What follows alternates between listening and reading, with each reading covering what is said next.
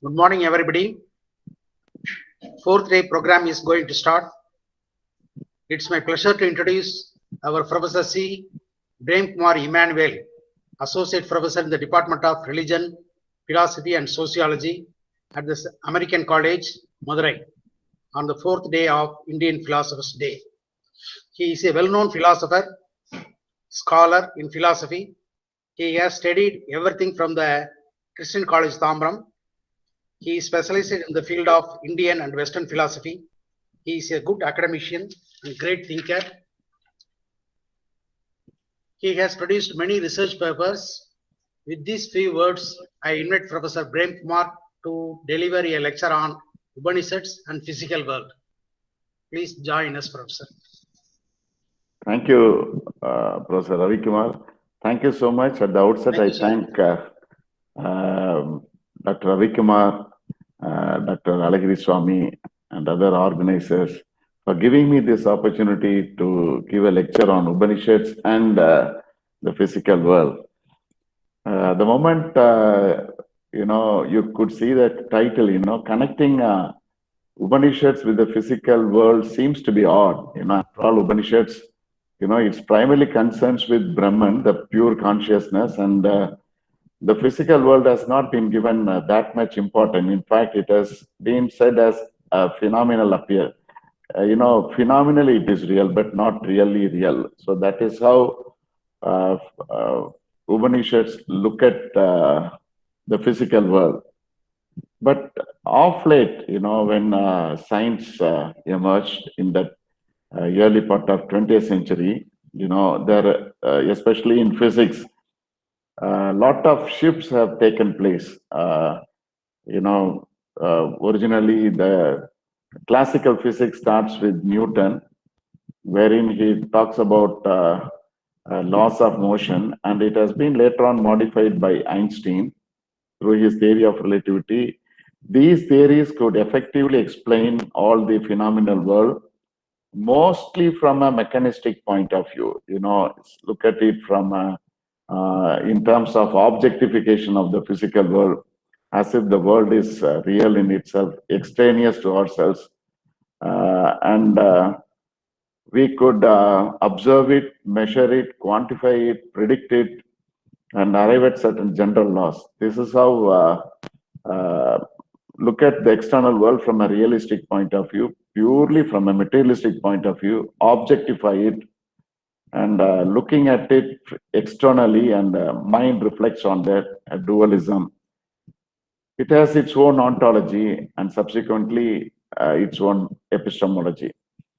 But from the beginning of 20th century, the physical world has been seen in a different way. In a sense, I would say it looks in a bizarre manner. Bizarre in a sense, the moment you start observing, it looks as if it's a phenomenal cosmic material world, but you don't observe it, it will behave something different. It breaks all the rules of logic. In logic, you cannot hold one position and the opposite contradictory its position. The law of non-contradiction. Something cannot be both and not be. A rose is red and not red. That position you cannot accommodate.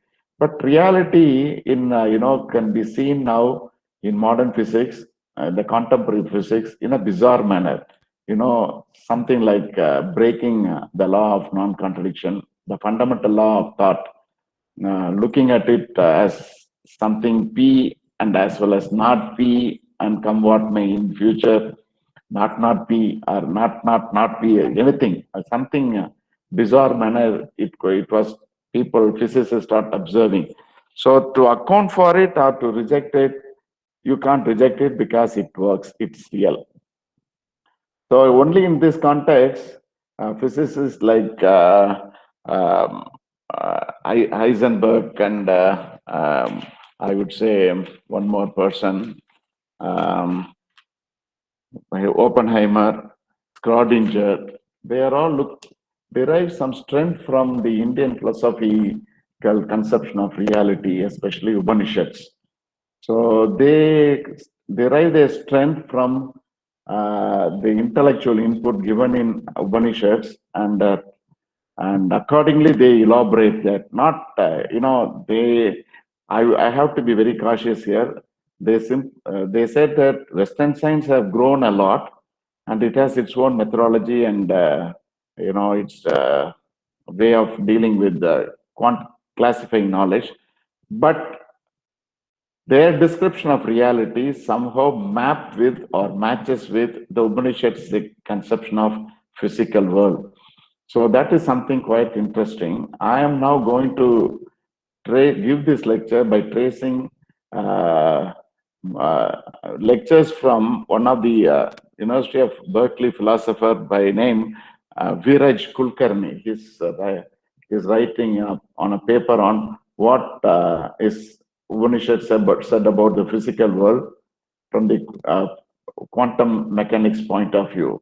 So mostly I'll be deriving my strength from that particular lecture, and you can take it as the source. We can take it as the source, and accordingly, let me explain. So let me now get into the topic. So could you say that it's clear now, sir? Is this one clear? What I am sharing is visible now? Please, someone. Yes, sir. Yes, sir.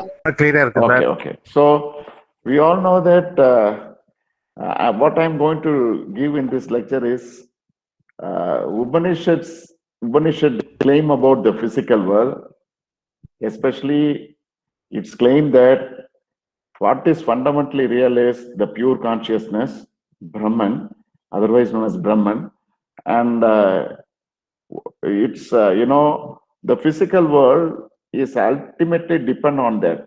It is not the other way around. We derive knowledge about the physical world by stepping into the physical world and trying to know that. So that is not the case, but it is the total reversal of the classical mechanistic explanation of the world. So Upanishads also claim to say that ultimately one immortal, pure conscious, pure bliss, Satchidananda. So from that point of view, it tries to explain the physical world. So in this lecture, we are going to find out or explain the relevance of Upanishads in contemporary science, especially the quantum science. And you all know that Upanishads is the source of Indian philosophy. Much of Shankara's explanation of Advaita is based on the exposition of Upanishads itself. You all know that. And philosophically, it is known as monistic idealism or idealistic monism, because ultimate reality, we are going to describe Brahman soon. Because this description of Brahman, Atman, and the physical world, and especially how the physical world is phenomenally real because of the inherent association of Maya with Brahman. It's how it's projected. Phenomenally, it has been projected. And from a phenomenal point of view, it's real. So that is what we are going to see in the quantum mechanics, especially in the Schrodinger's equation. I will explain what is what. So this is going to be the crux of this paper, the whole of this paper. So we all know that Upanishad searches for reality.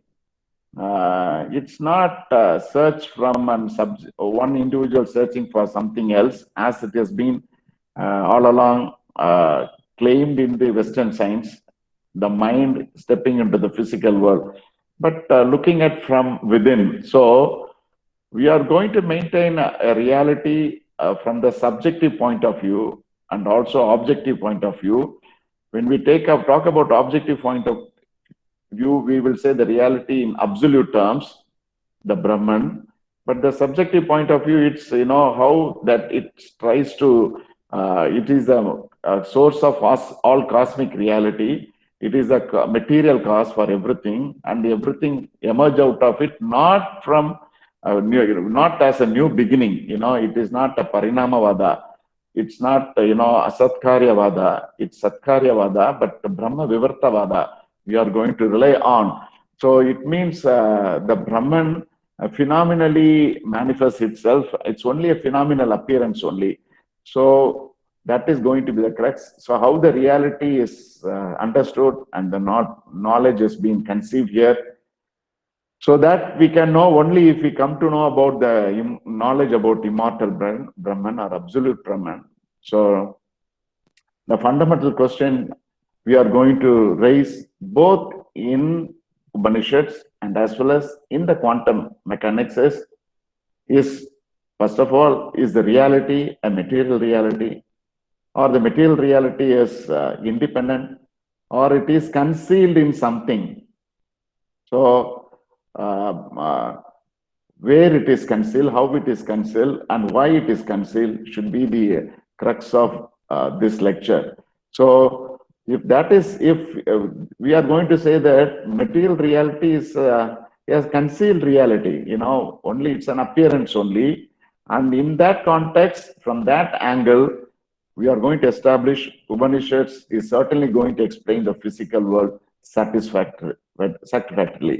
So if we explain Brahman from an absolute sense and how this Brahman appears as a world, if we adequately explain that, I think in this context, we can identify Upanishads with contemporary quantum mechanics. And interestingly, Schrödinger and other Heisenberg and other quantum physicists had made reference about the relevance of Upanishads in expressing their views. So that we will see. So I am now going to look into the relationship between Brahman and Atman, but we need to explain Brahman adequately. So though I have not elaborately given in the PowerPoint, I will take it up. Brahman is the universal self, we all know that, and it is the ultimate singular reality beyond which nothing is there. And Advaita will say that it is not one, it's not dual, that's all. So we cannot say it is ultimately singular, for our practical purposes to relate Upanishads with the quantum mechanics. I have explained it in terms of ultimate singular reality, because you can ultimately end up in saying that it is not dual, that's all. But in one sense, you can conceive it as a universal self. And that is, interestingly, it is Atman. You can, both are synonymous, identical. So Atman is in the inner individual self, soul, we say that, you all know. So from the subjective side, it is Atman. From the objective side, it is Brahman.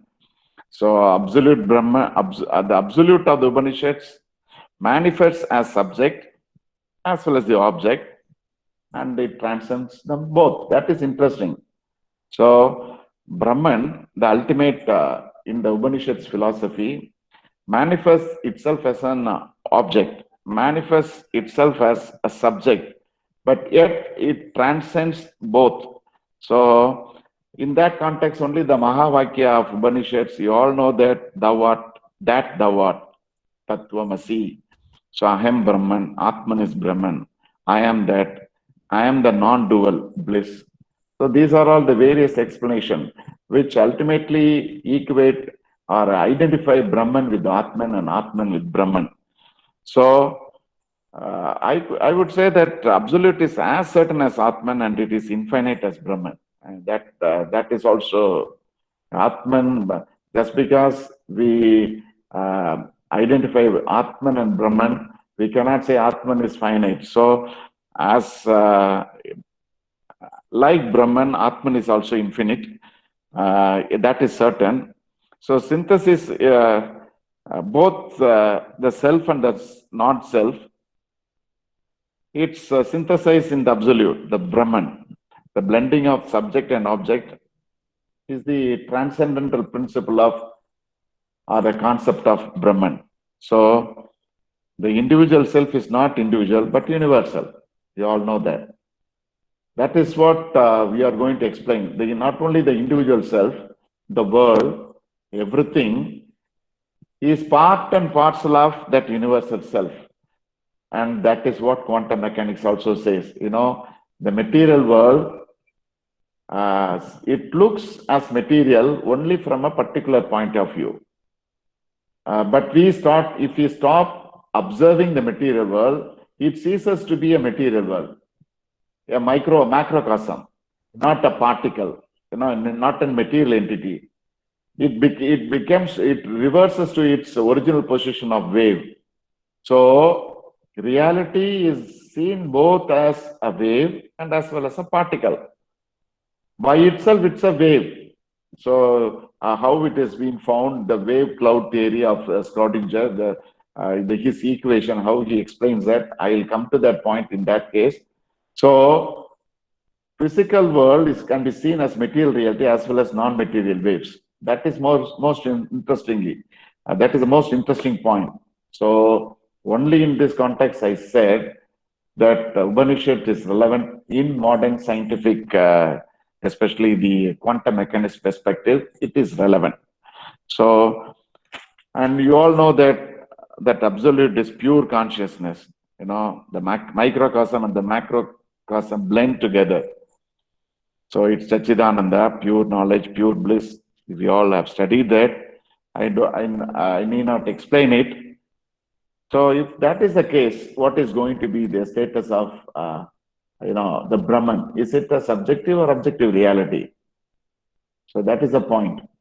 So Upanishads will look at it reality as a subjective one, but phenomenally it can represent differently. So there is only one universal self. We are all one with it. So how come your world and my world are the same? There comes a question. So you have a consciousness and I have a consciousness. Your perception, my perception differs. But remember, Upanishads will claim that everything is one. So if something happens in my world, does it happen in your world too? Now the point is how to synchronize these two things. Only in this context, we'll take up a question of Atma and question of the world, and how and ultimately relate with embedded with that one universal conscious self, namely Brahman. So it is all embedded in the modern, cloud.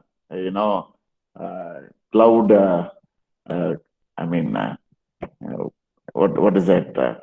In the modern computer language, I would say. So everything is embedded in that particular ultimate reality, the universal self.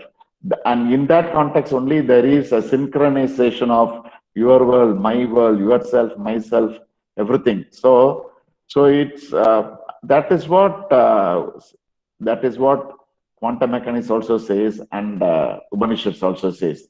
You know, unless and until there is a possibility of, unless if all minds unified in the one pure consciousness, you know, plurality ceases to it disappears, and the one ultimate reality, the Brahman, emerges. So why the quantum mechanics, you know, if you stop observing from the individual perspective, if you limit yourself, the reality is reversed back. Everything is reversed back to the original position, namely a wave, something like that. So everything we see around is only one mind, and Brahman alone exists. So if that is the case, everything around us is distortion of Brahman. I'm sorry, there is a spelling mistake. It is not Brahma, it is Brahman. Everything around is distortion of Brahman. All thing is Brahman. Everything comes from Brahman. This is the famous quote from Chandogya Upanishad. Everything comes from Brahman. Everything goes back to Brahman, and everything is sustained by Brahman. So it's a conception of reality, a unique way of looking at reality, wherein you and I participate in that, not participate, blend with that, and cease to exist. We don't, not only we, you and I, but even the physical world cease to exist. The true reality appears. So now let me come back. So did I complete this one? Okay, one sec. Now we will come back to the question of how the world appears then. If that is the case, let us, go back into the theory of causation advocated by Shankara, Brahma Vivartavada, his Brahma Karanavada is called as Brahma Vivartavada.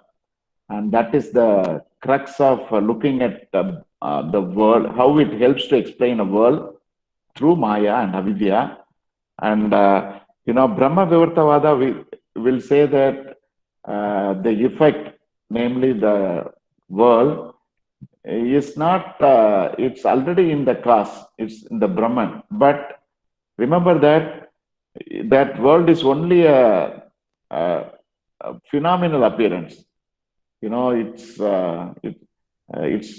not a new creation. It's not a new modification. It's only a phenomenal appearance of the Brahman. So we could say that that's because some superimposition. Something is distorted. Brahman has been distorted. So therefore it is opposed to the Brahma Parinamavada, because Sankara world is neither a real creation by Brahman nor a real modification of Brahman. Brahman is associated with this power Maya. So is the ground on which phenomenal world is superimposed. So Maya is inseparable from Brahman. It is the Shakti of Brahman, and not two different aspects, concealment and projection that are possible. We all have studied that. So phenomenally it has been projected, but not really an independent reality. So we would claim that world is a creation of Maya, and as long as we are in ignorance, we will look into the plurality of the world. But with the true knowledge dawns, everything ceases to exist, and we return back to the original reality, Brahman. So we are going to say in the quantum mechanics, as long as you start observing, Maya acts, that is how we can explain that. If you stop observing, we revert back to the original position of wave, and wave is nothing but, it's not, it's a reality by itself, whether it is pure consciousness, it's a conscious reality, that's all. It's a consciousness, it's a larger reality, and we take part in that. But from sitting within that larger reality, or the one universal reality, if we observe, we drift away from the reality and look at plurality and multiplicity of the world, which in Upanishads is said as ignorance. So pure ignorance or absence of knowledge of reality. So in this context, we'll talk about Atman. I said already, Atman is the same as Brahman. So there is no duality and no diversity. It is unqualified absolute, and it is self-luminous, and all object-subject and all subject-object duality. He who knows Brahman becomes Brahman. He who is the knower is the self. It is a non-relative and self-true. The tragedy of human intellect is that it tries to know everything as an object. So whatever presented as an object is relative and unreal. So this is the central point of our this paper. So if you look at the phenomenal physical world as an object, it is in one sense it's unreal. Classical physics will claim to that, but quantum mechanics will not accept it. The original reality is the conscious reality, or something like wave, and we everything partake in that. We cannot isolate or detach from that particular reality. I hope I am with you all. I am every now and then making a map between Upanishads and quantum mechanics. In this juncture, if you have anything to be clarified, I think you can come online, and then let me move on to the next thing. Okay. So let me now come back to the contemporary scientific views of physical world, because this is the thing we are ultimately, we are keeping Upanishads as the touchstone, and how the modern scientific physical world, take inspirations from the Upanishads point of view. So let me specify the context. In the context is early 1990s.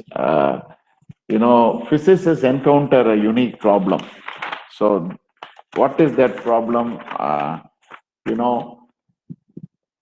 Reality, the particles, the fundamental reality is the atomic and subatomic particles.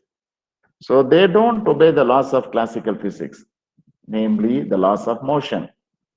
As if extraneously it must be observable, seen, known, measured, quantified.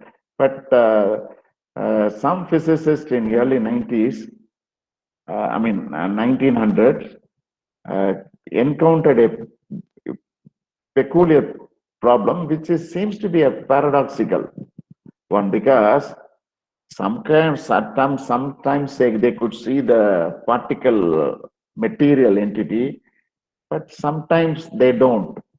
So, in 1905, in this pretext, Einstein's claimed that light is composed of massless particle, photons.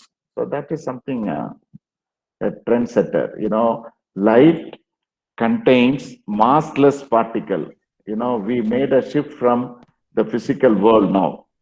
And in 1924, Louis de Broglie claims that matter exhibits wave-like behavior, not confined to the laws of motion, wave-like behavior.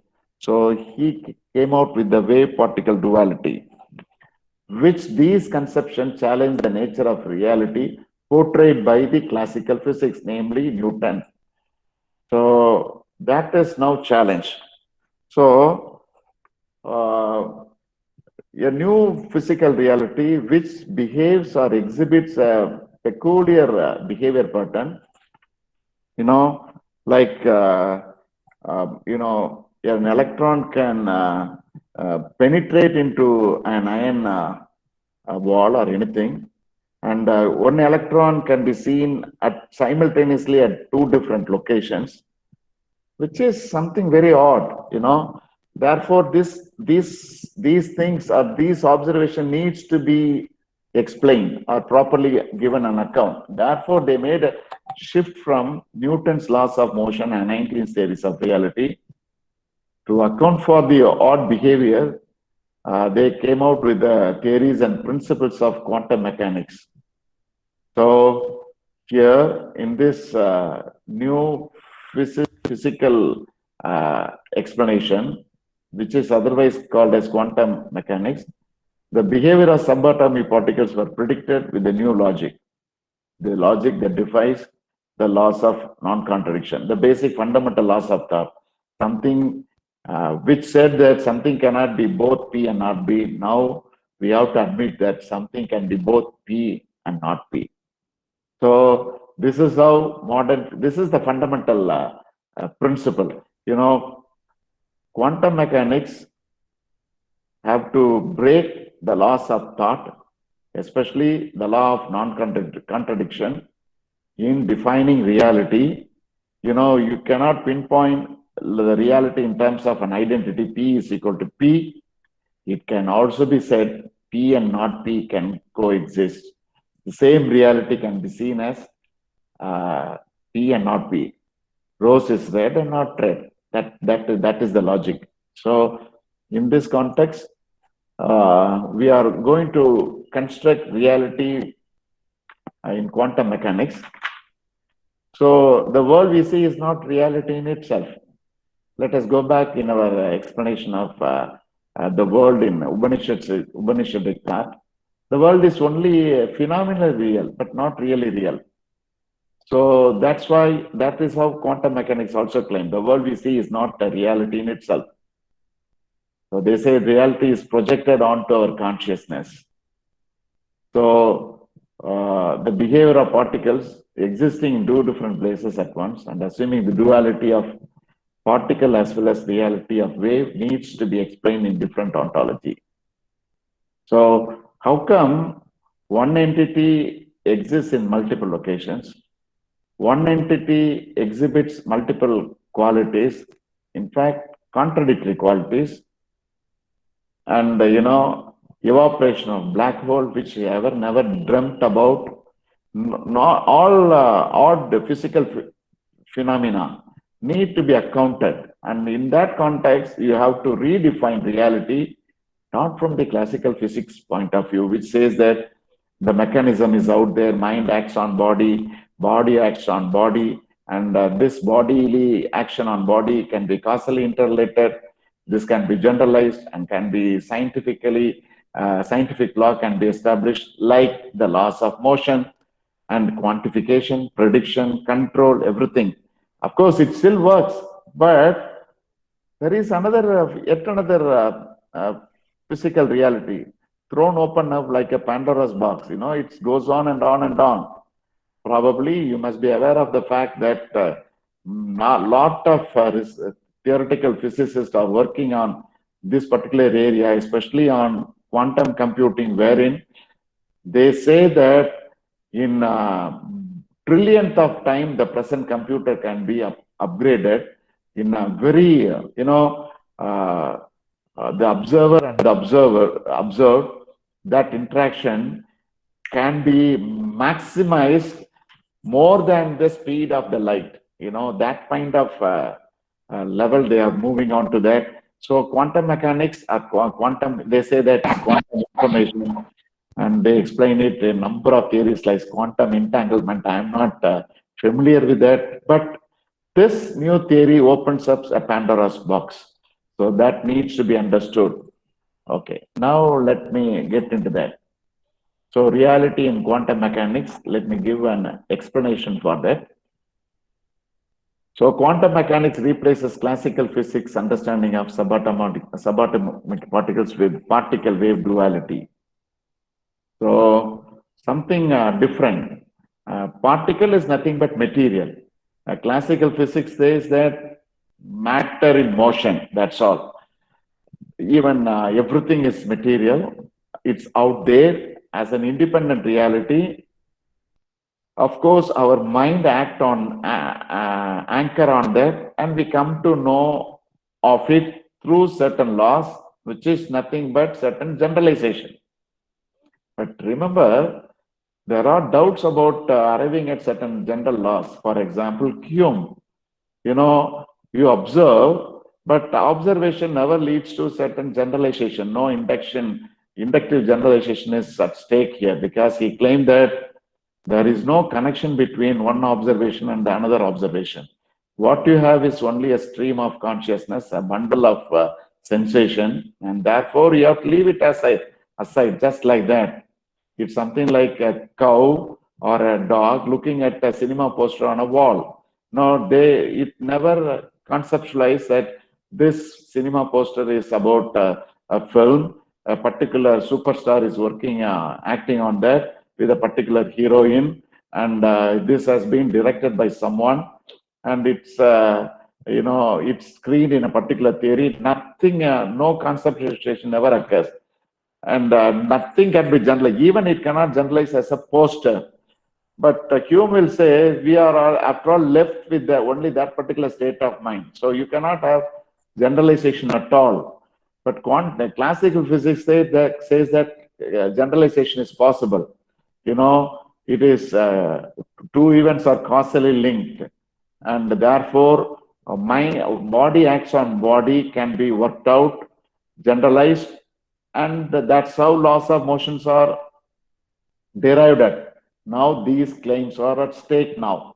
So you need to explain it in a different way. For example, electron in classical is seen as a particle, a material entity. In quantum mechanics, electron locates electron not in a specific point or place, but in a diffuse cloud of probabilities. It can be there in multiple locations in a cloud. And this cloud is mathematically represented by wave function. You know how this wave function emerges, and when the material reality ceases to exist, And these are all the crux of Schrodinger's equation. So Schrodinger, quantum mechanics, evolved an equation to explain how a wave function is evolved as time passes. So wave function, how a reality is function as a function of a wave, and how that wave ceases to function and emerges as a matter. So now the question is, are we observing waves or particle, that is matter? What are we observing? You are sitting in front of a mobile phone or a laptop. It is a macrocosm of, it's a macro reality, consists of number of micro reality like atoms and subatomic particles, electrons, protons, neutrons, everything. So quantum mechanics says that these are all, it's not actually material. It has a real reality in itself, which can be mathematically represented through wave function. It's possible to locate the same electron in multiple locations. The same electron can be seen as the two different types of reality. So what are we looking at, and where we make the flaw? Are we looking at the reality, or are we looking at the appearance? Here comes we receive the help from Upanishads. So everything is in the ultimate reality, but we, out of ignorance or because of the Maya, we look at something different, plurality. So the moment we start observing, keeping ourselves away from the reality, we started observing matter. So what is true of microscopic particle must also be true of macroscopic particle. You may say, I'm looking at my mobile phone or a laptop and say that it is static and it is material, but it is not material. You look at it as a material reality. So when you get out of that the true reality. So Maya acts on the reality now. So when does something stop behaving like a wave and start behaving like a matter? So, quantum interpretation says that our observation of object loses its quantum nature. Only when you observe, your observation, I can equate it with avidya. So with the ignorance, you look at it, you look at matter. And the original true reality, quantum nature, is lost. And quantum reality collapses into classical form of reality.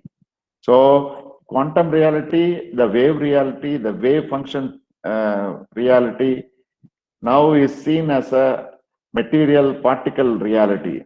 This is otherwise known as the classical form of reality.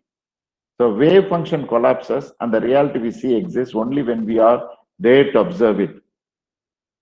So we stepped out of the true nature of reality, and you look at something different, a phenomenal reality, an appearance. You say that it is a material reality. So what is originally a wave is now behaving like a matter. So if there are no observers, then what we have is wave. With observers, matter appears. Therefore, observers not only observe reality, but also creates it. Creates it with avidya, ignorance, as an unreal reality, as an appearance, as a phenomenal reality. That is what the Upanishad says. So let us now come to the conclusion now. So Upanishads and quantum mechanics. In reality, there are only waves. That is what quantum mechanics says. Upanishad says only the pure consciousness is the reality. Our observation distorts the reality and wave particles duality arises. So also Upanishad says that out of ignorance and out of the act of Maya, which is part and parcel of the true reality, the universal self, Brahman, you look at phenomenal world. But in fact, it is not really real. It is only a phenomenal appearance. So one cannot perceive the true wave nature of reality. The moment you get out of it, Your Maya acts on you, or out of ignorance, you look at something distorted one. Quantum mechanics will also say that the moment you started observing, the reality is distorted. You step out of the true wave reality. So distorted and complete reality appears because of our observation. Can we equate this distortion with that of the Upanishad's Maya? Collapse of the wave function have a one-to-one correlation with the emergence of Maya.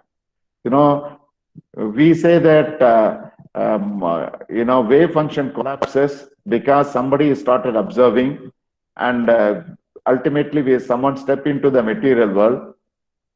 So also the reality ceases to exist. It distorts itself and appears as something a phenomenal world. Emergence of Maya, and from an inner self point of view, ignorance acts on it. Out of ignorance, you look at something different. Rope is seen as a snake. The reality in quantum mechanics is similar to the conception of reality in Upanishads. Consciousness exists by itself. The physical world depends on it. So it's not an independent reality. It exists on a conscious, pure self. So with that, let me wind up now. That's all. If you have any questions, you can ask me now. Okay. Yeah, Badrinath. Yes, sir. Thank you, Professor, for your nice presentation. We understand very clearly about the concepts of Brahman, Maya, Avidya in a nice way. We gathered a lot of information, namely reality in quantum mechanics, Upanishads and quantum mechanics. It was very useful to us. Thank you, Professor.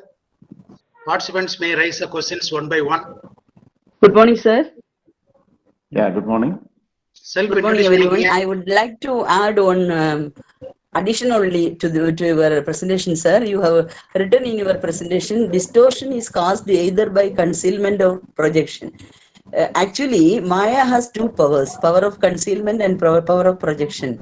By the power of concealment, Maya conceals the whole Brahman and projects the universe. That is the thing. As we see a rope on a snake, as a snake on a rope, the power of ignorance conceals the rope and projects it as the snake. So you have to change that portion. Distortion is caused either by concealment or projection. It is not that way. Maya has two powers, power of concealment and power of projection. Power of concealment, Maya conceals the whole Brahman and projects this as the universe. Thank you, sir. Thank you very much for your presentation. Right. Thank you so much. I really appreciate your presentation. It's excellent. In your slide 4, you have mentioned Brahman alone exists. Everything is only distortion of Brahman. Everything is Brahman. Everything comes from Brahman and gets back to Brahman. This is what the Upanishads highlights. There is only universe itself. Really, I adore you. My hats off to you, an excellent presentation. But I have to disagree with you regarding the comparison of the spirituality versus quantum physics, not mechanics, physics. In the sense that in Bhagavad Gita, Lord Sri Krishna has very clearly mentioned about the spiritual evolution of Atma, whereas the quantum physics has not yet, till date, proved that fact. According to Bhagavad Gita, in Sankhya Yogam, he says, can I quote that Bhagavad Gita, slogam number 20? Na jayate mriyate va kathasin, nayam bhutva bhavidha va na bhuyah, ajo nitya sasvedoyam purana na hanyate hanyamane sarire. அதாவது இந்த ஆத்மா எப்பொழுதும் பிறப்பதும் இல்லை, அன்று இறப்பதும் இல்லை, அவ்வாறே முன் உண்டாகி பிறகு ஏற்படக்கூடியது என்று ஆத்மாவுக்கு பிறப்பற்றவன், நித்தியமானவன், எக்காலத்திலும் உள்ளவன், பழமையானவன் என்று ஆத்மாவை பற்றி he is giving an explanation.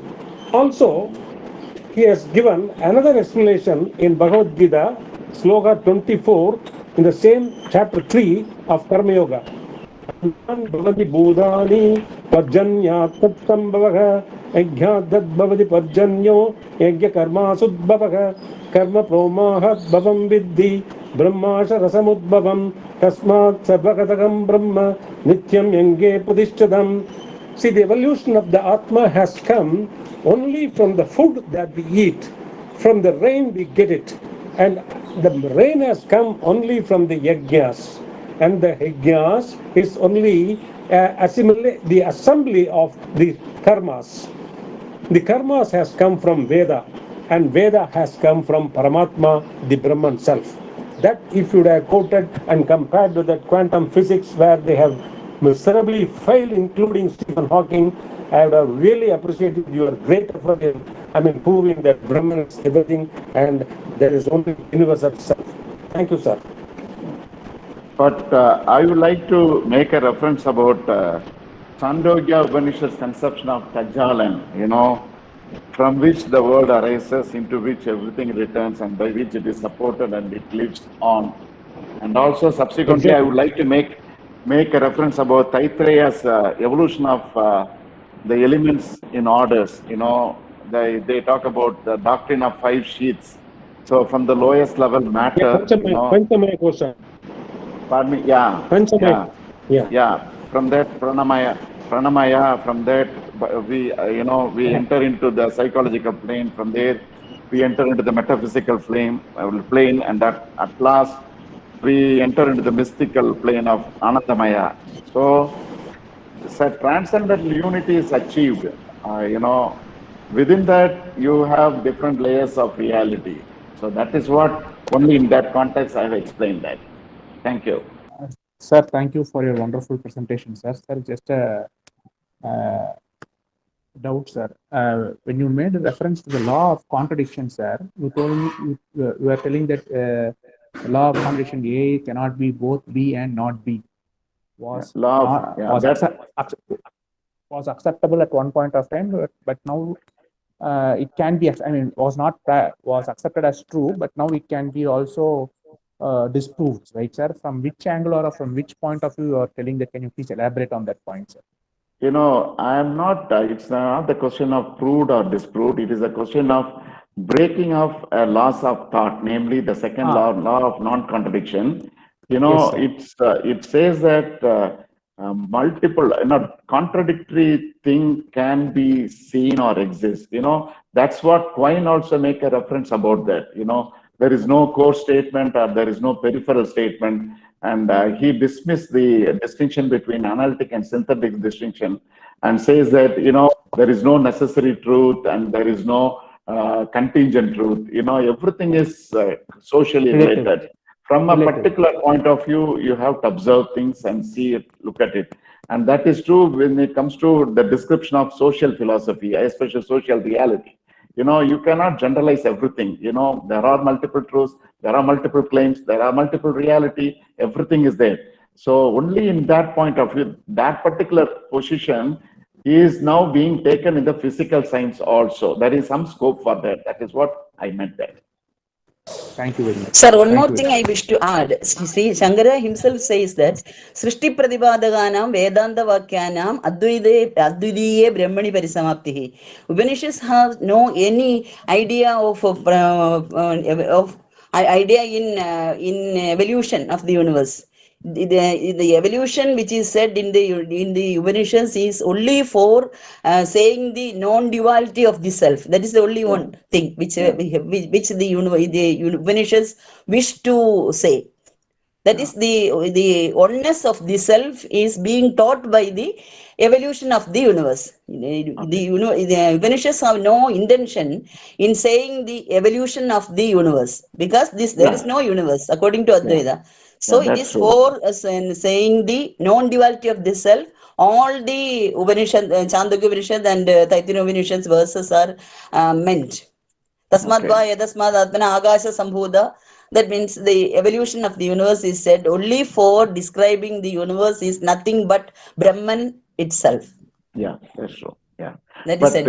we are trying to give an account for how we can understand Yeah. physical world and as an apparent reality only, not a real reality. Yeah. And that, There is no only yeah. apparent reality. Universe That's has true. that is Yeah. the thing. Okay. Okay, I have one doubt. You have mentioned the Upanishads explain everything for the universe satisfactorily.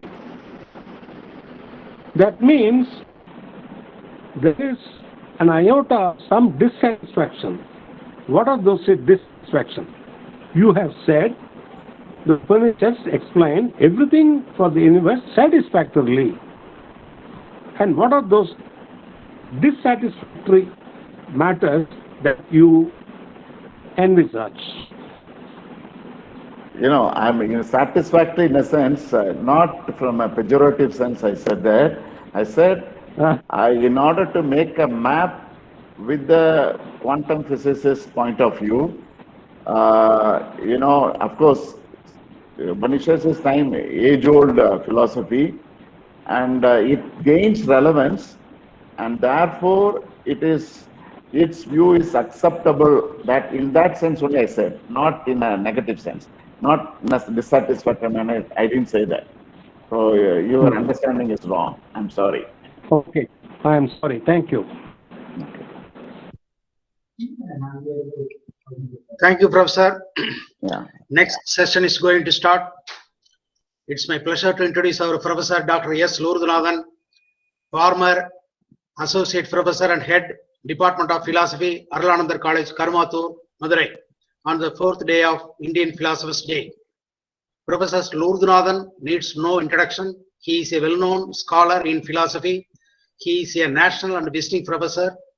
His present position is a visiting professor of philosophy at Center for Philosophy, Jawaharlal Nehru University, New Delhi. Former associate professor cum head of the Department of Philosophy at Arulanandar College. His main specialization is epistemology and ethics of liberation in Western and Indian philosophy. Serves as a visiting professor of philosophy at Institutes of Philosophy in National, Ooty, Andhra and Wardha, and international level, Cambodia. His main publication is Grounds of Metaphysics, Dalit Hermeneutics of Liberation.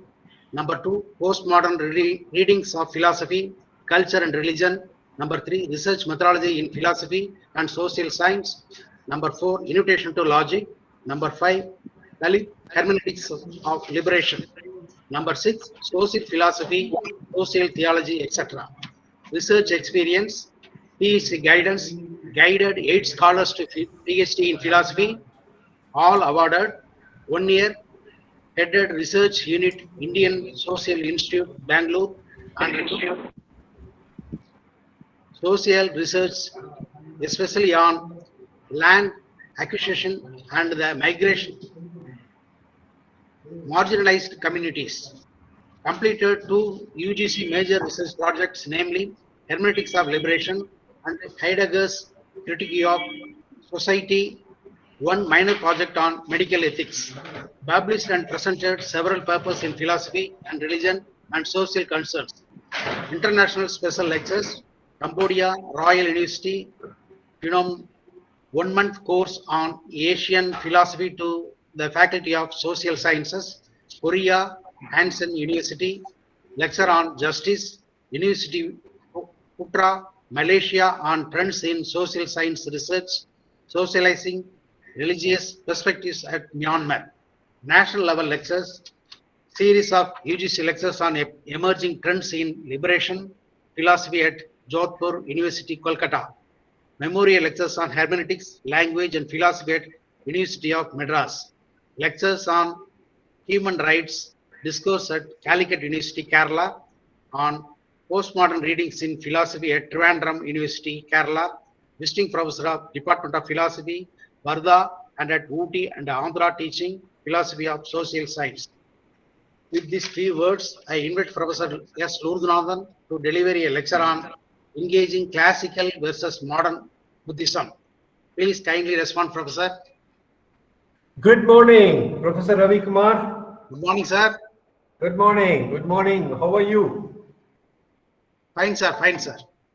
I am happy and I register my appreciation for taking up these efforts to lead the path into the portals of Indian philosophy. Thank you, That sir. this effort must be continued in the sense of learning and leaning towards Indian philosophical portal. At Thank you, that sir. outset, I must thank all of you for taking me into this reflective moments with reference to Indian philosophical traditions.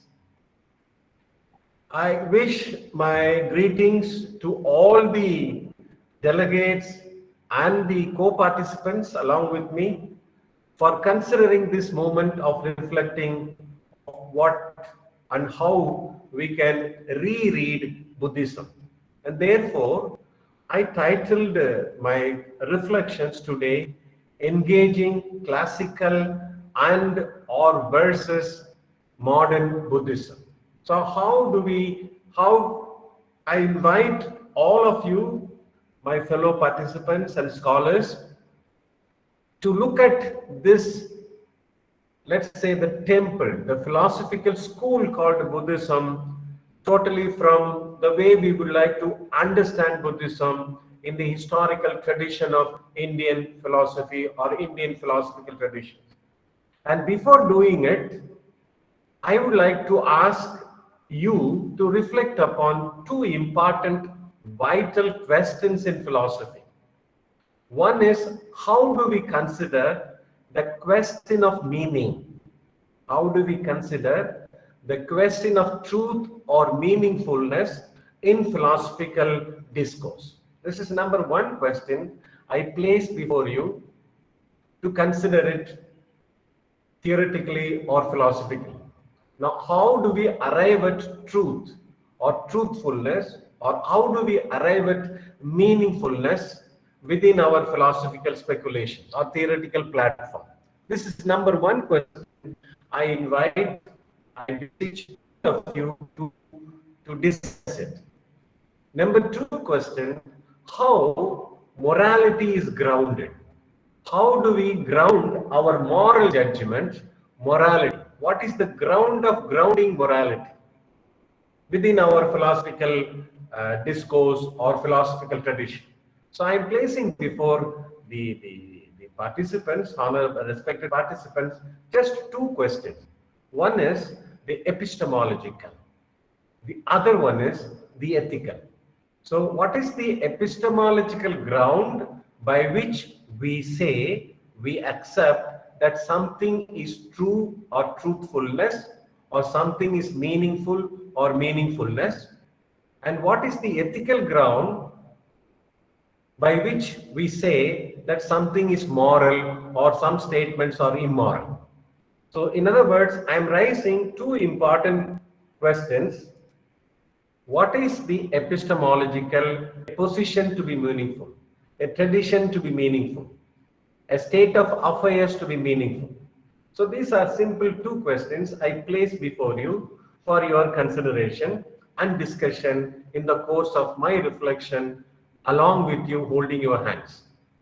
Number one, the epistemological consideration. Let us just take, for instance, 2 or 3 measuring scales, which has been classically provided within our philosophical tradition. Either we call it Indian or we call it Western. The 3 major epistemological ground, epistemological theory of truth consideration, let me put it in a very simple language, is that one is truth or meaningfulness must come under the boundary of our perception, which we call in Indian philosophy perception as the ground of truthfulness. Is it clear? We have 6 ways of knowing. Advaitic tradition provisions 6 important ways of knowing, of which the first one, the first anumana, is what we call perception as the ground. Put it in a different language, the sense in contact with the world is the ground by which I authenticate something called truth. Let us call it, in the modern terminology, the theory of truth, which has been considered by empiricists, by modern correspondents, by positivists, by scientists, by various schools of thought. Almost all schools of thought in Indian philosophy as well as Western tradition agree upon the first pramana as a source of valid knowledge. I hope all of us would agree with me that pramana, the first pramana, perception, or what you call sense inferential knowledge, as the foundation for considering something true. Right? To be true, or a statement is true if and only if it is given to our perception. அப்ப அறிதல் என்பது, உண்மை என்பது என்னுடைய அறிதலுக்கு உட்பட்டது, என்னுடைய புலன் அறிதலுக்கு உட்பட்டது என்ற நிலைப்பாடு. இது ஒரு முதல் epistemological tone by which we agree or disagree our truth claims. Number two truth claim within our, we learn or we learn from our philosophical Indian tradition that anumana, inferential knowledge, as a source of valid knowledge. Inferential, or put it in a different modernist language, reason as the source of valid knowledge. In other words, a conclusion is conclusively true provided it must be based on reasonability. A conclusion is conclusively true provided it is based on reasonability, either in terms of deductive reasonability or in terms of coherent inductive reasonability. So this is another important position that we arrive to consider what is called true or what is called agreeable or disagreeable. The third important dimension within epistemology is the dimension is the text as the foundation, as the ground for our truth claim. The text, the textuality as the ground for our truth claim. By text we may mean it could be oral tradition, textuality, or we also mean it could be what we call the written tradition of textuality. Is it clear? Which normally we say the revealed truth through the scriptures. So let us take just three epistemological ground as an entry into understanding what I call the Buddhistic portals of interpreting, understanding Buddhist notion. The first one is perception as the ground. The second one is inferential as the ground. The third one is textuality as the ground. Of which, and let us take ethics. What is the ground by which we normally say something is moral or something is insufficiently moral or something is not moral? A statement is moral based on two important grounds, taking the whole gamut of philosophical tradition. A text or a statement is moral because it is approved to be moral by our faith tradition. That I am good provided I am grounded within a faith tradition, within a tradition, right? In other words, morality is grounded upon a specific religious faith tradition. This is by which we guide our moral action. Is it clear? I do my duty because doing my duty is the way by which I am adhering to my faith tradition, my textualities of faith tradition. In other words, tradition or religious belief as the ground of morality. This is number one position. Probably we can put it in a simple language, summarized language. Epistemologically, three important positions can be worked out. When we consider moral position, two important positions for illustration, I take it. One is morality is grounded on religious faith tradition. Another major tradition by which we say something is moral, we call it the reason tradition. The tradition that upholds the truth claim based on reasonability, rationality. Perhaps in the Western tradition, we call it enlightenment rationality. We call it enlightenment rationality. In other words, the idea in simple language is that human are endowed with the capability of reasonability. And whatever that comes within the ground of reasonability has to be morality must be understood on the grounds of reasonability. I am referring to Kant, especially the imperative of of being moral is not necessarily being religious or holding on a particular tradition. Being moral must be grounded upon the metaphysical grounds of rationality, grounds of metaphysics of morality. I'm having it with my mind when we discuss this particular idea. So let me just summarize whatever I told right now, that meaningfulness or truth judgments are considered in terms of on the measuring scale of either by sense object contact, which you call sense perceptual knowledge, or by inferential knowledge as a source of valid knowledge, or by textuality as a valid source of knowledge. Number one, ethically grounded, that a moral statement is moral provided it is grounded, embedded within a religious belief tradition, or it should be grounded on reasonable rationality tradition. Now, going beyond all our discussions to our truth claim or moral claim, my question is, how do we consider that something is true? Do we consider that something is true, meaningful, moral, because of holding on to this measuring scales? Let me come down to the next important discussion, the position of Buddhism in terms of this classical consideration as well as in terms of its modernist orientation. The classical consideration, I believe, you may agree or disagree, you may discuss or debate with, is to situate the Buddhistic connotation, the Buddhistic conceptual ground in terms of its metaphysics, in terms of its epistemology, in terms of its morality, within the boundary geography of what we call Vedantic interpretation or Vedic interpretation. Put it in the popular language, Buddhism is an offshoot of Vedic interpretation. Buddhism as an offshoot, another format of Vedic interpretation, which let us call it classical way of engaging Buddhism. The classical, the traditional, the orthodox way of embracing, engaging Buddhism is to situate Buddhistic conceptual grounds, or is to situate Buddha as an offshoot of the interpretative tradition called Vedic or Vedantic tradition. Probably Krishnan could come under that particular, though he is modern, he comes under the classical way of reading, responding to Buddhistic orientation, and many others within our philosophical tradition.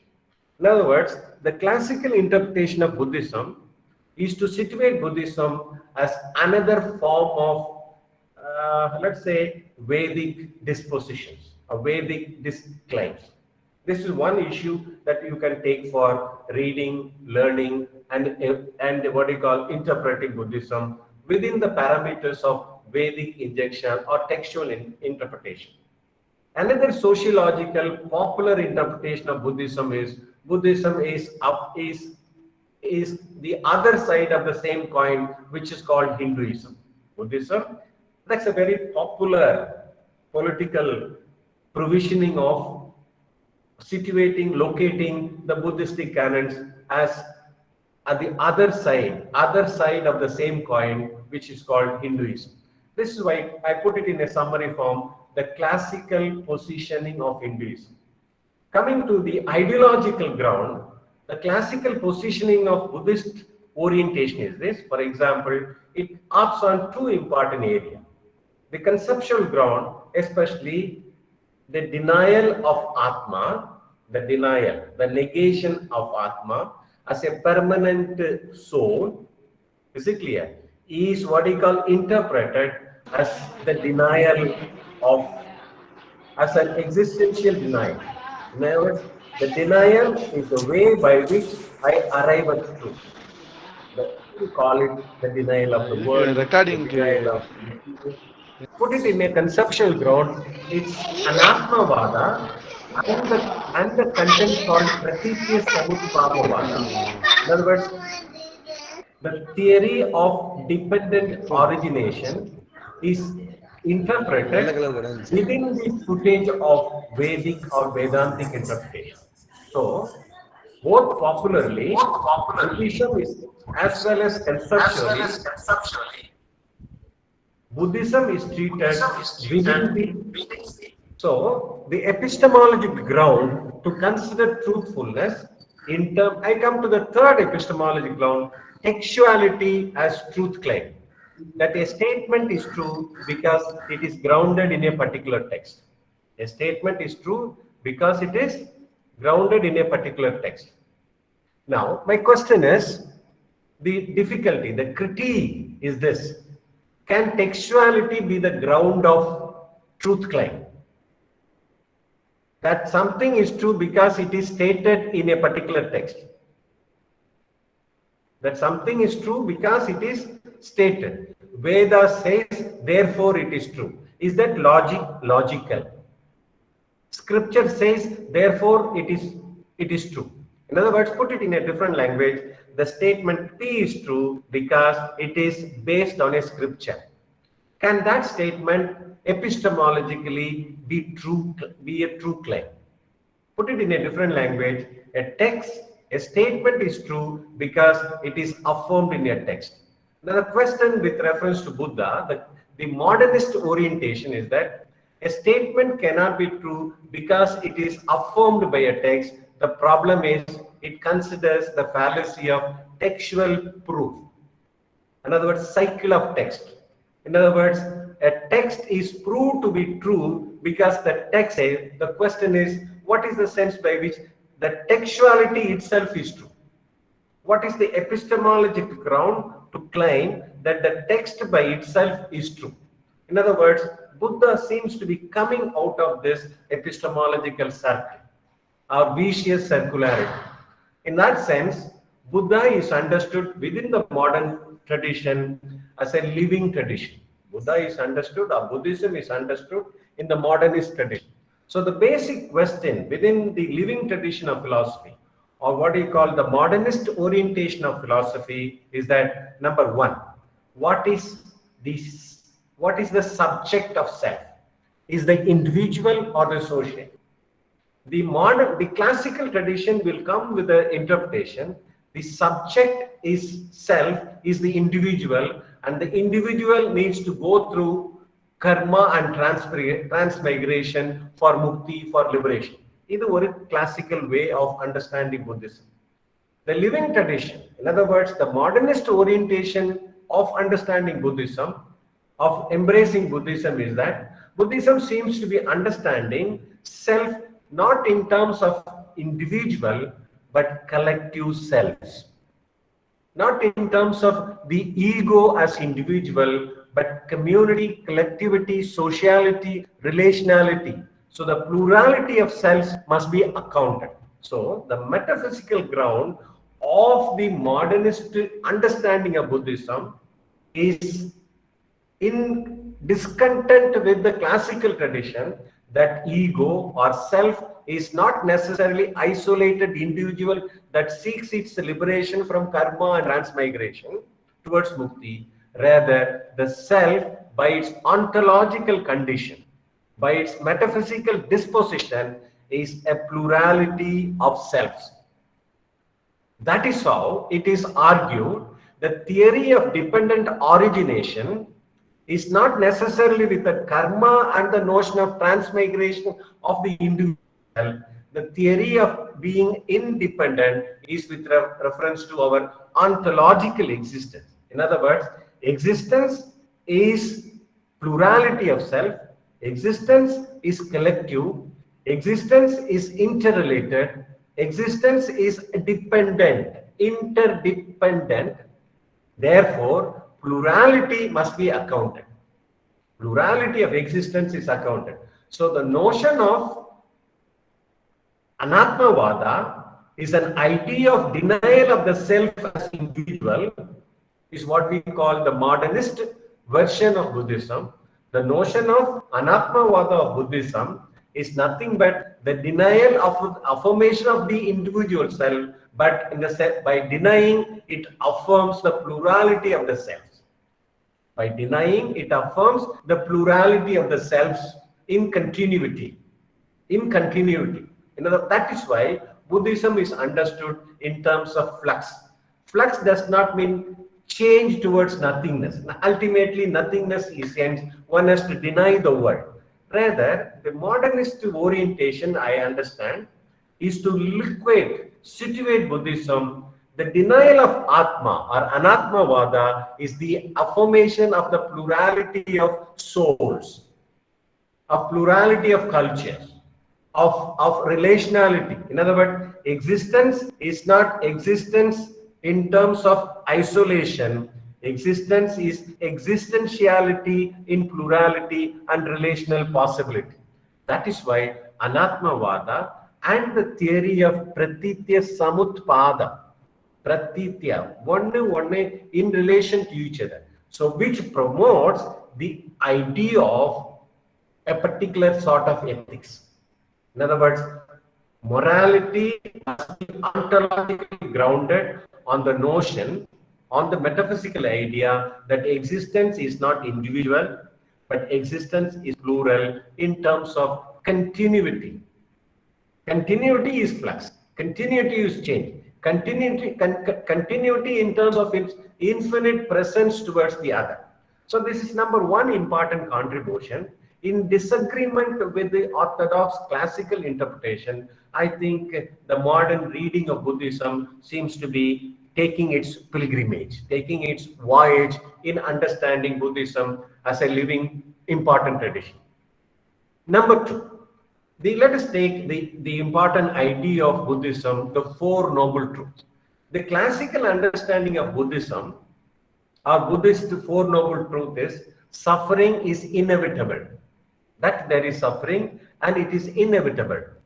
And there is a way of suffering. The problem is, if suffering is inevitable, how do we arrive at the way towards the annihilation of suffering? So the modern interpretation is that suffering is not individual by its past karma or accumulation of karma that calls for transfiguration, transmigration towards another self. Rather, put it differently, alternatively, I think much more passionately, the Buddhist orientation of looking at this Four Noble Truth is to look at it from a more, its ontological, metaphysical ground. If existence is plural, that means the self is social. The self is plural. In other words, suffering must be understood within its sociological existentiality. The pain must be understood not in terms of some ontological prefixations. Pain must be understood in terms of conflict. And Buddha is understood as a person who responded to the what I call social, political, philosophical constraints or conflict. So there is a long tradition of reading, learning towards Buddhist pilgrimage towards what I call. Put it differently, the Four Noble Truths is understood not in the language of individual and its liberation from the elevation of suffering, from the point of view of suffering is social. Suffering is social.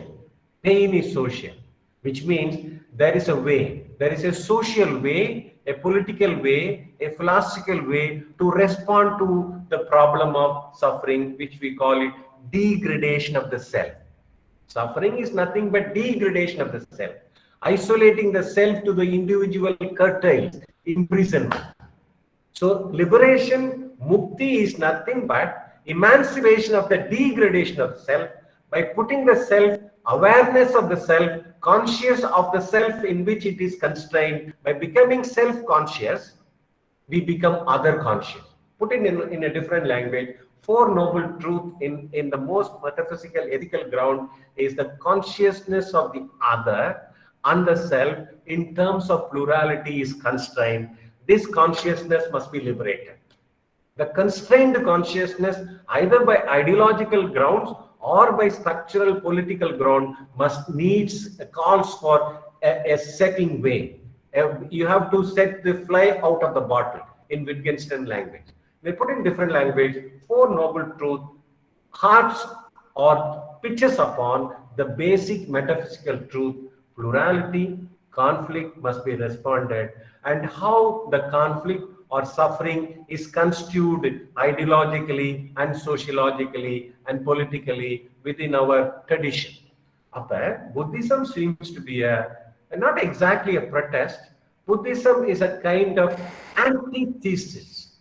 Buddhism is a kind of a mediation. Buddhism is a kind of a movement in continuity. Buddhism is a kind of a social movement in continuity, both on its ideological grounds as well as on its social grounds, in order that the self is understood in terms of its plurality and in terms of its ethics. So, ethics of compassion. Let us come down to Buddhist ethics. In other words, I put it in this language, it provision as against the classical understanding of morality as segmentation. What do you mean by segmentation? Classification, varna or guna or ashrama, classification, wherein the individual becomes the unit of existence, the individual. The ego becomes the unit of existence. Alternatively, I read, or people read Buddhism within the modern terminology, that Buddhism provides an alternative both on its ideological as well as structural or social grounds understanding. So that is the way I read it. So the notion of liberation is no more individual. Number one, the notion of liberation is social in nature. Number one, we need to take or discuss. The idea of liberation is not individual, isolated mukti, by which I say mea culpa, empower me. But the idea of liberation is communitarian. This is the modern way of reading Buddhism, not the classical way of reading Buddhism. Number two, existence is not a monolithic entity. இருத்தல் என்பது ஒரு ஒற்றைத்தன்மையுடையது அல்ல, ஒற்றைத்தன்மைக்கான தேடல் அல்ல. Existence is pluralistic, heterogeneous in its disposition, and that has to be respected, regarded as truth, and that is why a difference of the textuality, the Vedic textuality emerges strongly. You read the Buddha meeting of various sages in his path towards renunciation, by which he comes to discontent with certain philosophical traditional orientation, be it Sankhya or Vedanta tradition. That discontent is not to deny it, but to set it in a liberative movement. Set it in a conceptual cognitive movement, wherein Buddhist orientation, let us not treat Buddhism as an antithesis of Vedanta, rather as a cognitive way to set itself to consider the self in terms of plurality, relationality, and ethical possibilities. In other words, let me come down to my conclusion. Buddhist epistemology, Buddhist metaphysical ground, and Buddhist ethical disposition, by discontenting with the classical orientation, classical interpretation of confining the self and the social within the imprisonment of ideology or caste structure, I think Buddhism was the first premier movement which exists in continuity with all its conceptual orientation, push towards an ethic of relationality. Let me put it in this language. The modernist version of Buddhism, or rather put it, is different from the classical reading of Buddhism. One. And Buddhism provisions the potentials, the possibilities of looking at the individual not as isolated, enclosed, caste stratified individual, looking at the individual in terms of relation, not by your perspectives alone, but is the ontological condition. That is the ground. The other is situates myself is situated in the other. So that mutuality is what we call is the metaphysical ground of Buddhism. That is why Buddhism talks about annihilation, alleviation of pain, which is social in nature. And if we can translate this one in a more passionate, educational, empathetic, political language, I think we still retain our reverence to our tradition. We respect, regard our tradition in its passionate ethical orientation. That Buddhism is not antithesis of Indian culture. Buddhism is, theoretically speaking, is the evolving of Indian culture, which respects the plurality of existentiality of self in its not momentary, but in its movement relationality, in its continuous relation.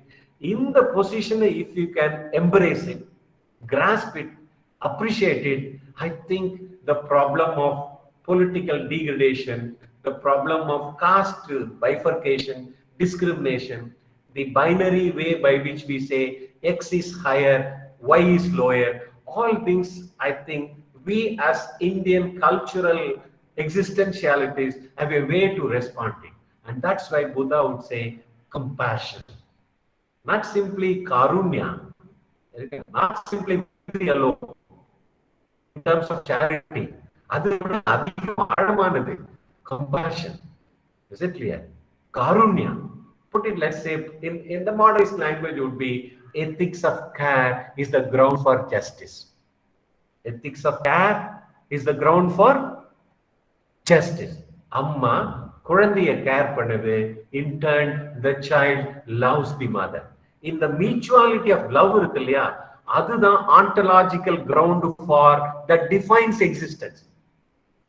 The mutuality of love இருக்கு இல்லையா, neither amma nor child individual, the mutuality, existent relational existentiality, plurality in relation, that decides the metaphysical ground in Indian philosophical culture. I think we need to appreciate, reverently adhere to this portal of learning. Therefore, to consider Buddhism as an antithesis, as something not beyond, or to imprison Buddhism within a particular religious ground, probably may not be sufficient to respond to the problem of degradation of the self, discrimination of the social other, exclusion of the other, either as a male or a female, or either as a upper caste or a lower caste. I think Buddhism gives us a very compassionate ground. Let me put it this way: Buddhist orientation, Buddhist philosophical, or Buddha pilgrimage within Indian philosophical tradition. புத்தாவுடைய ஒவ்வொரு பாதையும் நடப்புமே இந்த டிஸ்போசிஷனை முன்னிறுத்துவதற்கான ஒரு முதல் பாதை. But the difficulty is probably our tradition, our philosophers, in some sense or other, throwing out, treating Buddhism as an antithesis and as an anti-position to our wisdom. I think we forget the Buddhistic ontological, moral, ethical discussions. So thereby, I would like to invite, with a summary, Buddhist self is not individual self, it is social self.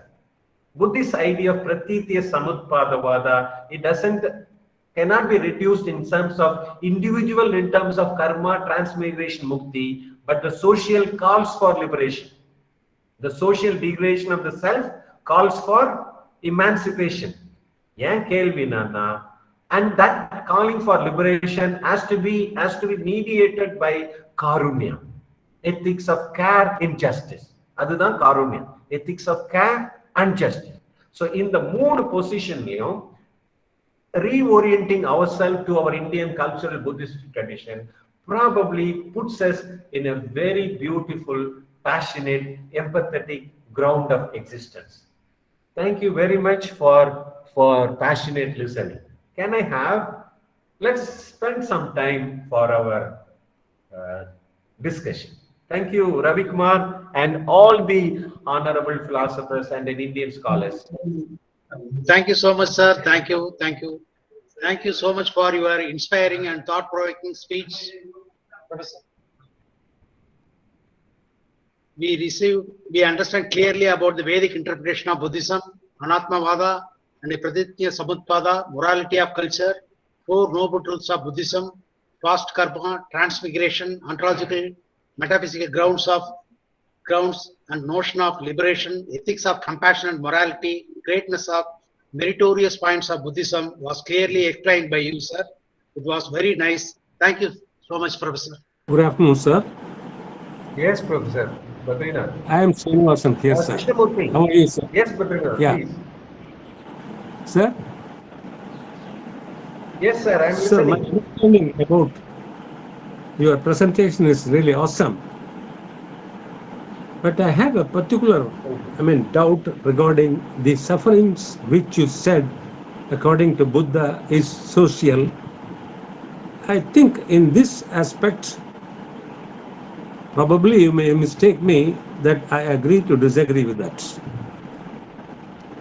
Because of the fact that individual consciousness is entirely different and universal consciousness is entirely different.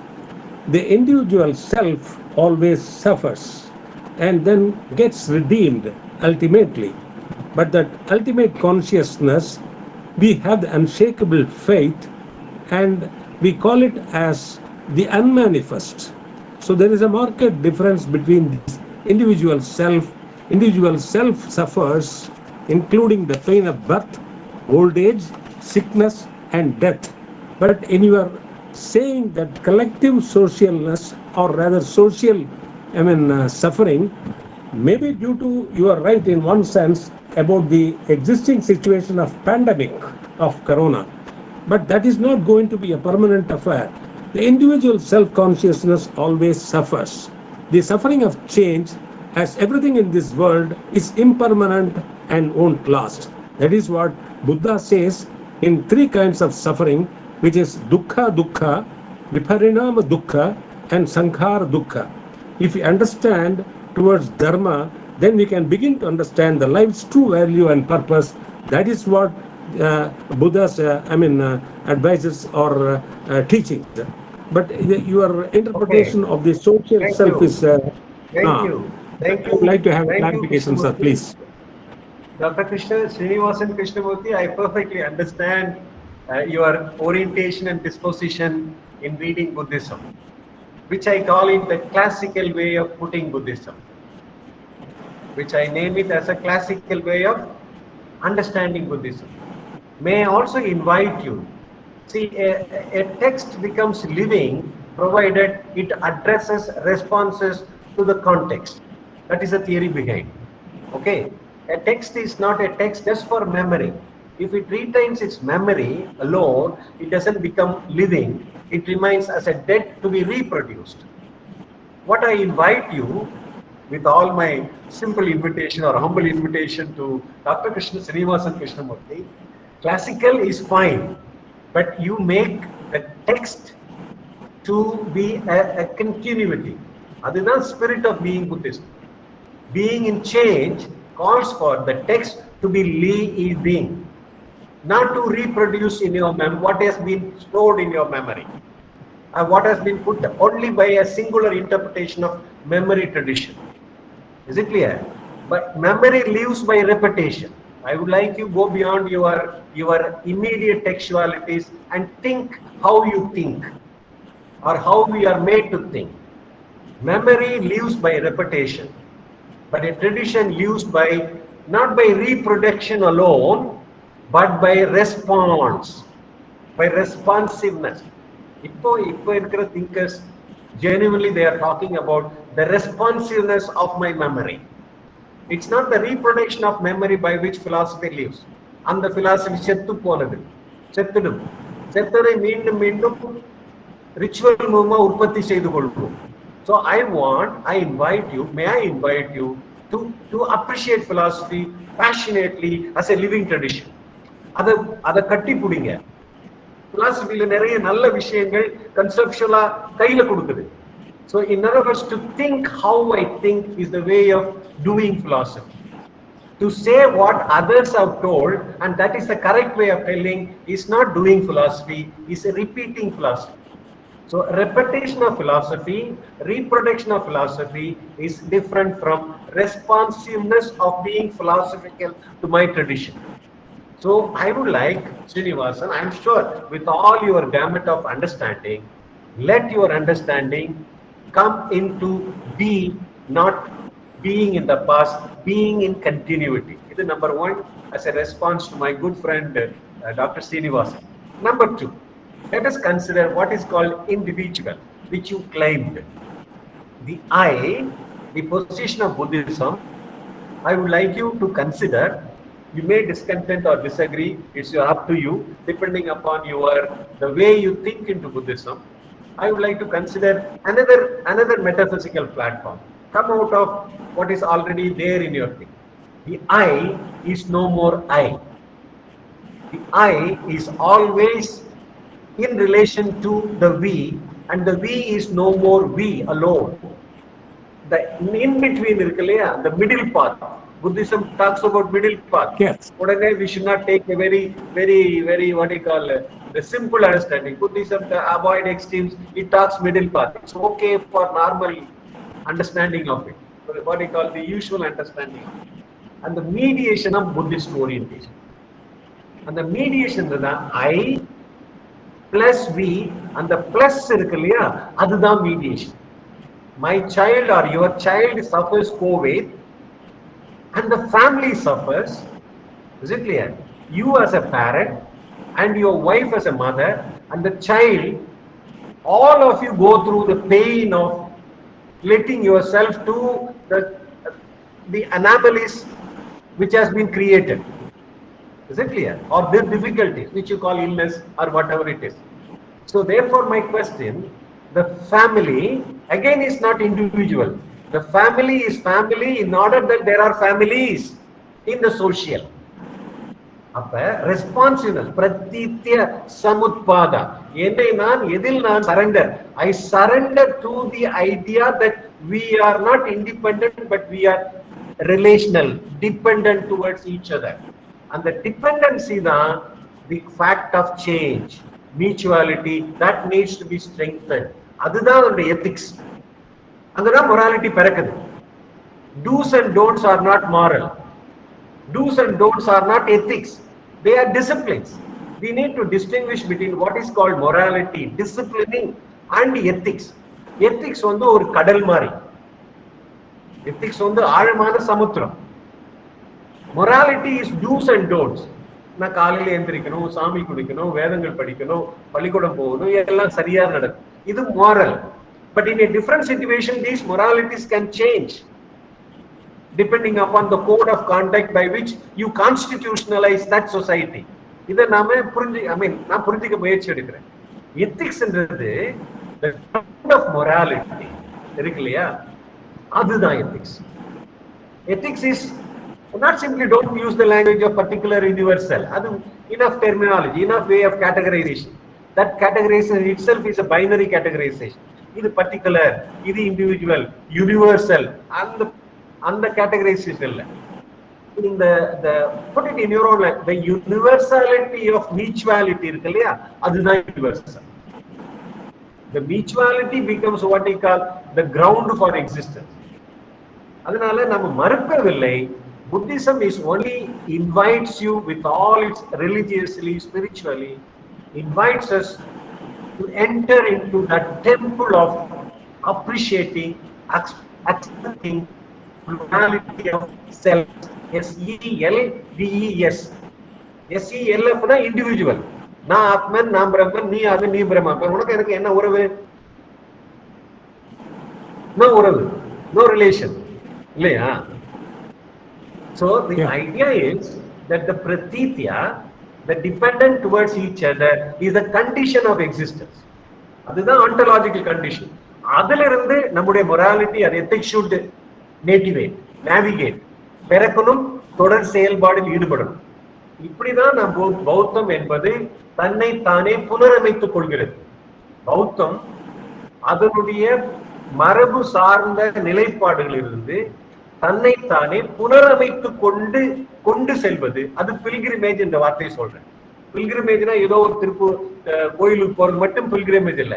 இந்த conceptual pilgrimage is something Buddha wants us. Let me use your language about consciousness. I am conscious that you are, and you are conscious that I am. And the mutual consciousness that you and me, consciousness becomes alive. I am conscious that I am conscious, and I am conscious, what I am conscious is not okay. அந்த இடத்துக்கு வரும்போது அந்த முக்தி liberation விஷயம் தொழில் படும் நினைக்கிறேன். அப்படிதான் புத்திஸ்ட வாசிக்கிறாங்க நான் புரிஞ்சுக்கிறேன். So my response is to the self is not self in terms of autonomous, rational, ego, imprisoned, closed, enslaved, casteized self. Self by its nature is selves in plural. இந்த பொசிஷன்ல இருந்து நம்ம தத்துவ வாசிப்புகளை முன்வைத்தா இந்தியன் பிலாசபிக்குல இருக்க ரிச் இருக்கு இல்லையா, rich tradition, அது எங்கே போகும்? I will give you one more idea. The அத்வைத்திக்குடைய கடைசி பிரமாணம், வாட் இஸ் தட்? அத்வைத்தாவுடைய கடைசி பிரமாணம் நான் காக்னிஷன். சப்த பிரமாணம். சப்த பிரமாணம் நடுவுல அதுதான் புத்தா கேள்வி கேட்கிறாரு. சப்த பிரமாணா கேன் பி சப்த பிரமாணா, so it's a limitedly சப்த பிரமாணா. I put that is a problem. The textuality as the truth ground is problematic. Maybe I will have a, when I come to Madurai we will have discussed how textuality as a ground for truth claim is problematic. This simple question, what is the ground by which the text is standardized to be true? Yes. புரியுதா? Text சொல்வது உண்மை. அப்ப text எப்போது உண்மை, எதனுடைய அடிப்படையில் உண்மையாகிறது? Again you will say that another text is telling. Again you will say another text is telling. So கேள்வி, அதாவது come to the epistemology, not from the memory part of what is put in your mind. The epistemology question, how do I measure truth? And what is the ground of measuring truth? The truth must be measured to be true on an agreeable ground. So let me not go into the details or the conceptual difficulties about it. My invitation to all of us is that Buddhism need not be looked from an anti-political platform. Buddhism need not be looked as an antithesis of Vedantic position. Buddhism need not be looked as another side of Hinduism. Is it clear? Look at Buddhism in its own ground. அதனுடைய ஆன்டலாஜி, மெட்டபிசிக்ஸ் என்ன, அதை புரிந்து கொள்வதற்கான முயற்சி தான் பௌத்தத்தை இந்திய கலாச்சாரத்தில் அது இந்திய கலாச்சாரம் என்று சொல்வதற்கான அடையாளம். That is how it symbolizes my cultural plurality. இல்லனா after our claims, I would like to tell you, I think it is not dispositionally Buddhist. அதுல வேற ஏதோ orientation. Thank you. Sir, I got the point. Thank you very much, sir. But still, I think I have to make a long way in understanding passionately, as you rightly said, about understanding the modern Buddhism. Thank you, sir. Thank you. Thank you. Take care. You are great. Thank you. This nothing to say, sir. No question, sir. But it was an eye opener, and it broadened my horizons of viewpoints regarding Buddhism. I thought suffering, நீங்க சொன்னீங்க தெரியுமா sir, at the beginning you told that suffering is not something individual but political and social. It is common to all. I mean, I had a very narrow-minded view like that, and you made me help me broaden my horizons to put it in Gadamar's point of view, that suffering is something social and political. It was wonderful, sir. Thank you. Let me add, Professor Badrinath, the transformation from I to we, while you are explaining the query of the previous speaker, that was wonderful, sir. I think slowly we have to broaden our horizons rather than narrowing, come out of that. Thank you, sir. Thank you very much, sir. Thank you, Badrinath. My invitation is this: Indian culture, philosophical ground பதில் இருக்கு, அதை இன்னும் விசாலப்படுத்தணும். Rather than putting antagonisms, antithesis, இது western, அது new ways of understanding. Exactly, sir. நம்முடைய ரூட்ஸ்ல அவ்வளோ நல்ல விஷயங்கள் இருக்கு. The hermeneutical way approach which you take. Great. I think your Gadamer will be of great help. I'm sure you understand it much better. Sir, you made me understand I put better. it in your language. Hermeneutics of circle. Ilaya, Badrinath. Hermeneutic of circle. Yes, sir. Yes. Sir. Yeah, that is the background of my mind. And I would like to add one more area. Suffering is not only social, political, but it is embedded within the ontological understanding. Aduthaan read. How this embedded must be disembedded by an hermeneutical engagement. Hermeneutic பெரிய வார்த்தைன்னு பார்க்க வேண்டாம். How I passionately get into the text and contextualize it and make it how living. how it enriches and it keeps modifying according to the Exactly. times. Exactly. Then in that social world, we have no degradations of Yes. X or Y, A or B. Ama. Yes. Thank அதுதான் you so நான் much, நினைக்கிறேன் sir. அந்த புத்திஸ்ட்ல இருக்கிற மகா Karunya, which Okay. is the ethics of care in justice. I translate this way. Maha Karunya is an ethics of care and justice or injustice. So Thank you so much for broadening my horizons, sir. Thank you. Thank you. Thank you, Badri. Thank you. Thank you, Professor. Thank you. Thank you.